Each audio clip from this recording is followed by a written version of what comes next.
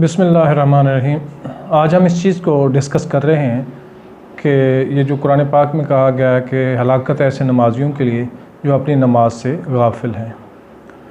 तो इसका एक तर्जमा तो ये है और एक तशरीह दूसरे लफ्ज़ों में कह लें कि ये वाली है कि ऐसे नमाजी जो अपने नमाज के अंदर जो खुशू व खुजू है उससे जो गाफिल हैं उनके लिए हलाकत है। अगर हम इसके दूसरे एस्पेक्ट को देखें तो उसका दूसरा तर्जुमा यह है कि हलाकत ऐसे नमाजियों के लिए जो अपनी नमाज से गाफिल हैं।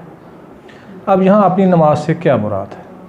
पहली स्टेज में तो ये है कि एक शख्स है, नमाज़ पढ़ रहा है और उस खुशू व खुजू का ख्याल नहीं रख रहा, रुजू के साथ नहीं पढ़ रहा, तो लिहाजा ऐसे शख्स की नमाज उसे कोई फ़ायदा नहीं देगी और लिहाजा उसके लिए हलाकत का सामान बन गया। दूसरी बात यह है कि वो दूसरा एक ऐसा शख्स है जो कि नमाज के खुशू व खुजू का तो ख्याल रख रहा है, लेकिन बाकी 24 घंटे की ज़िंदगी में अब वो अल्लाह के हुक्म को फॉलो नहीं कर रहा, सच वो नहीं बोल रहा, दयानतदारी वो नहीं दिखा रहा, बाकी अखलाक के लिहाज से कोई आला अखलाक उसके हैं नहीं, ना उसने कभी उसका तवज्जो दी है। बस 5 टाइम आता है, खुशू व खुजू के साथ नमाज़ पढ़ता है और चला जाता है। तो उसमें अपनी ज़ात की सलाह उसके एजेंडे में शामिल नहीं है। तो यहाँ दूसरा इसका तर्जुमा ये बनता है कि जो अपनी ज़ात की इसलाह है और जो अपने आप को आला अखलाक से आरास्ता करना, सजाना जो है, ये अपनी नमाज के ज़िम्मे में आता है।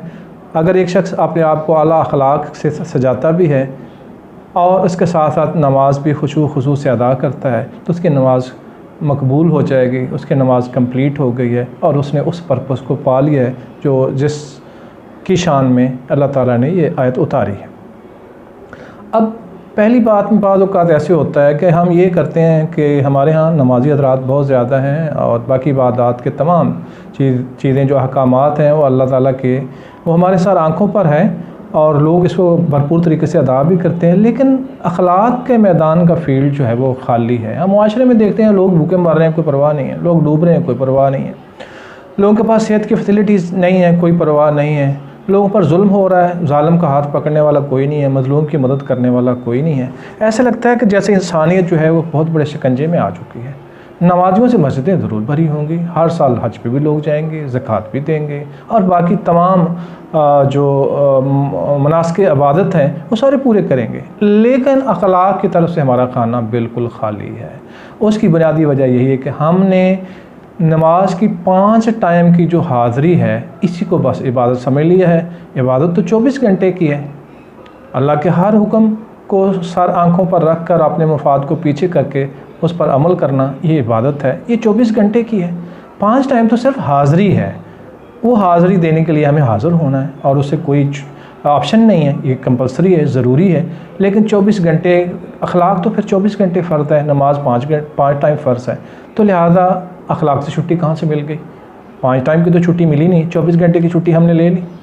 तो लिहाजा ये बात जो है वो हमें बहुत अच्छी तरह समझ लेनी चाहिए कि नमाज जो है उसका मुकाम बहुत आला है, तमाम इबादत जो हैं उनका मुकाम बहुत आला है, लेकिन इनको हम कोई जादुई ट्रिक के तौर पर इस्तेमाल करें या जंतर मंतर के तौर पर इस्तेमाल करें कि सारे काम हम अपनी मर्ज़ी से अपने नफ्स की मुताबियत में करें और अल्लाह ताला को यहाँ नेगेट कर दें और फिर सिर्फ नमाज का टाइम है तो नमाज के लिए मस्जिद चले जाएं और वहाँ हम नमाज़ पढ़ के आ जाएं, तो हम समझें कि नमाज की वजह से ख़ुद कोई ऐसा जादुई असर होगा कि हमारे अमाल सारे ठीक हो जाएंगे। अगर ये बात दुरुस्त होती तो अल्लाह के रसूल सल्लल्लाहु अलैहि वसल्लम मक्का वालों से सिर्फ ये कहते कि आप मेरी रिक्वेस्ट पे एक नमाज मेरी इमामत में मेरे पीछे पढ़ लो और फिर आपको पता होता कि जनाब उसके बाद ऐसा ही कोई जादुई असर होना है, सब ने नेक हो जाना है, तो फिर 23 साल की जद्दोजहद करने की ज़रूरत नहीं थी। सहाबा कराम को ज़िंदगी अपनी देने की ज़रूरत नहीं थी, शहादतें कबूल करने की ज़रूरत नहीं थी। शायद अभी ताल्लुक़ का वाक़या पेश ना आता, ग़ज़वा उहद में शुहदा की तादाद ये ना होती और बहुत सारी नुकसानात से बचा जा सकता था अगर कोई शार्टकट होता। तो लिहाजा इसमें ऐसी कोई बात नहीं है, इसमें ऐसा कोई शार्टकट जो है वो मौजूद ही नहीं है। फिर कुदरत का एक उसूल है और वो उसूल ये है कि अल्लाह ताला का उसूल ये है कि अदना चीज़ आला चीज़ पर कुर्बान है। हज़रत इस्माइल से कुर्बानी मांगी, हज़रत इब्राहीम से कुर्बानी मांगी, तो अल्लाह ने हज़रत इस्माइल अलैहिस्सलाम को बचा लिया, उसके बदले में जानवर जो उससे अदना तर है आला पर अदना कुर्बान हो गया। तो इस कायनात का एक असूल अगर आप गौर से देखें तो इस कायनात की आला तरीन मखलूक जो है वो इंसान है, उस पर हर चीज़ कुर्बान है। वेजिटेबल खा लें, जानवर पकड़ें, गोश्त बना के खा लें, फ़लाँ चीज़ आपके लिए, फ़लाँ चीज़ आपके लिए, क्योंकि आप आला हैं। और एक ही हस्ती ऐसी है जो सबसे आला तरीन है, उस पर इंसान भी कुर्बान है।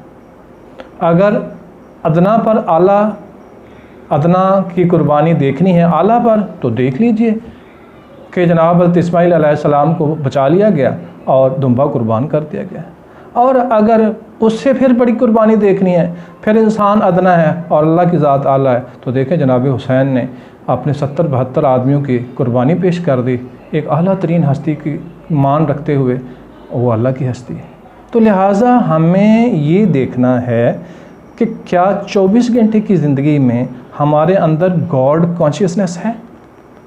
ये वत्तकुल्लाह का जो हमने तर्जुमा ये कहीं कर लिया कि अल्लाह से डरो, तो इसका कहीं बेटर तर्जुमा ये है कि कॉन्शियसनेस ऑफ गॉड। आप ये हर वक्त फ़ील करो कि अल्लाह मेरे साथ है, अल्लाह मुझे देख रहे हैं।